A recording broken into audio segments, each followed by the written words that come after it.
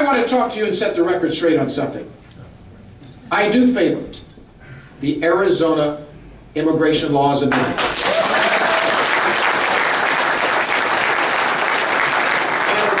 As Adam Hasner said, I led the fight in Congress against amnesty. I served for a good number of years in the Immigration Subcommittee. I'm very proud of my role in helping create the provision in law today that says it's illegal to knowingly hire an illegal immigrant. And I fought for many years to see that law enforced so that we can determine once and for all who should be here and who should not be here. And under no circumstances, in my judgment, when we finally finish this debate, which we will soon, I hope, rather than later, should we allow anybody who's here illegally become a citizen of this country and be able to bring others into this country, which is what the amnesty fight's all about. Now, having said that, I also know that the law enforcement folks in our state today, our police officers in Florida today, at all levels of government, already have the authority, when they make an arrest, to check to see if your status is legal or not. They first look at your driver's license, and then if not, they have a special fast-track way of looking at the federal government records to see if you're corroborated to be or not. Should we do more? Yes, I think we should. And there are a lot of things that over the next few weeks and months I'm going to support, and some of the legislative friends and I have been working on, because we should enhance that law. We should have a Florida law. Not exactly like Arizona's law, but there's things that we can get from Arizona's law. We need, for example, I think, to have a provision in Florida law that is tougher, that says when you are an employer in our state, especially one that has a contract with the state of Florida and does business with the state, when you hire somebody, like those contractors did with BP out there in the Panhandle last month, that you have to check through the E-Verify system the federal government provides, that you should be mandated to make that check to find out if you're a citizen or not of the state. And yes, those laws should be enforced. So I just want you to know, there's more coming, but that's what I feel about it.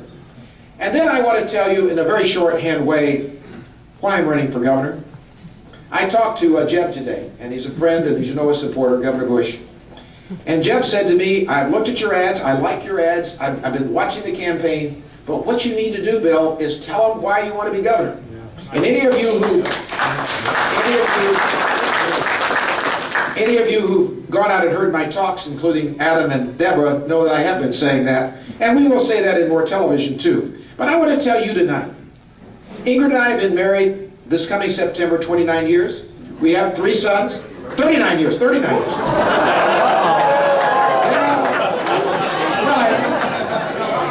finally felt like 29. It went by in a hurry. We're still having fun. It's 39 years. I can make vlogs, that's okay. We've been married 39 years, and we have 3 sons, and we have 2 grandsons, and we have another one we learned on Mother's Day on the way. And this election's about them. It's about our children and our grandchildren and your children and your grandchildren, and making Florida a better place for them. That's why I'm running. Now, you're going to say, what do you do with that? It's very simple about making Florida a better place, after you've heard what I said earlier tonight. But it's not about the weather. It's not about the things you and I enjoy. It's about the economy. It's about the job base. It's about the future of our state. All of my adult life, we've depended on agriculture and travel and tourism as the base industries.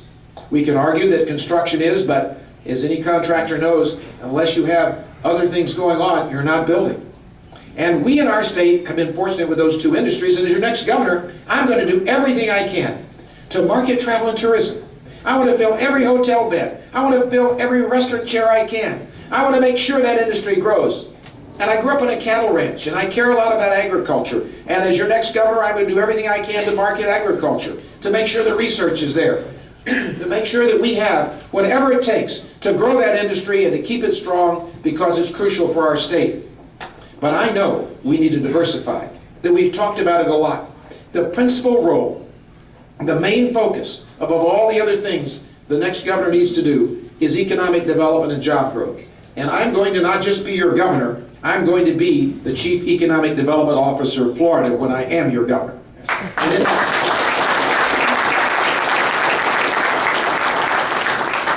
Now, in this process of how we achieve that, you can go to BillMcCollum.com, look on the website, and see that we have a plan that Steve Forbes vetted that he says will produce 500,000, 500,000 new jobs in Florida over the next 6 years. Now, mind you, that's in another backdrop, because in Washington right now, they aren't making our task easy. This president up there seems to be more interested in growing government than in growing jobs in the private sector. His whole policy is about redistributing the wealth, not creating it.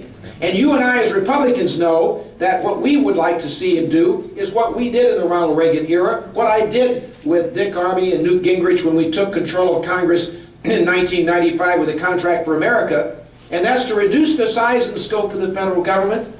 It would be, if I were there, and I'm not running for Congress, some of you are, it would be cutting, not increasing the capital gains tax.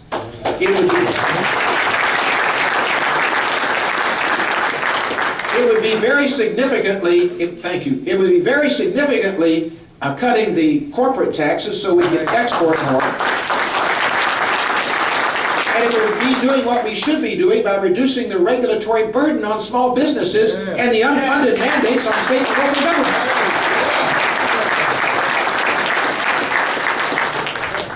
But we're not doing that in Washington. We're going to have to deal with it anyway. And Florida can do it. We can do it, Steve and I believe, Steve Forbes and I do, regardless of that environment.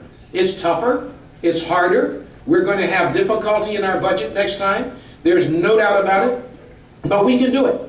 And if you look at that plan, you'll see how, and I won't detail all of it, but it involves reducing the corporate income tax in Florida from 5.5% to 4.5%. It involves providing some incentives to get businesses in high-tech and biotech and aerospace to decide to come here instead of going to Texas and Mississippi and Alabama and Georgia. And that's things like eliminating permanently the tax on certain high-tech equipment in those industries, and for building out the fiber optic to the rural areas of our state so that they can get involved with the business. It involves recognizing that even though we're not California, thank God, we're not New York, and we're not New Jersey, we are one of the most over-regulated states in the Union. And we need to have common sense regulation. Now, we need to have some. We need to have regulations for the environment and public safety, but we don't have to have all of these regulations the way they are today, and we certainly need to do a better job of providing the opportunity for small businesses and businesses moving here to be able to find their way around in Tallahassee. Something Governor Bush proposed a long time ago, like one-stop shopping in Tallahassee. There are a lot of things you'll see like that out there. Plus, we need to dramatically improve our public education system. You're going to say, now wait a minute, we had a really good year this year in reading and math on national scores, thanks to the accountability standards that the legislature and Governor Bush provided a few years ago. But if he were here, he'd tell you the same thing I am. We're about knee-high. We need to be up here. A long way to go. We need to have the kind of things that we have not gotten. Now, I want you to know something. Had I been governor, I would have signed that education bill the governor vetoed. No, it's not, and we would have corrected that. But I will tell you, we're starting from scratch. And right now there's an advisory board in the campaign, but it's more importantly preparing me to govern. And we're going to work with the legislative leadership. We're going to come up with a bill, and that group includes teachers, and it includes school board members who didn't agree with all that's in that bill. But we're going to do one. And we're going to do one that eliminates tenure for the teachers that are new in the school. And we're going to do one that has merit pay that rewards good teachers for teaching. We're going to do that and much more.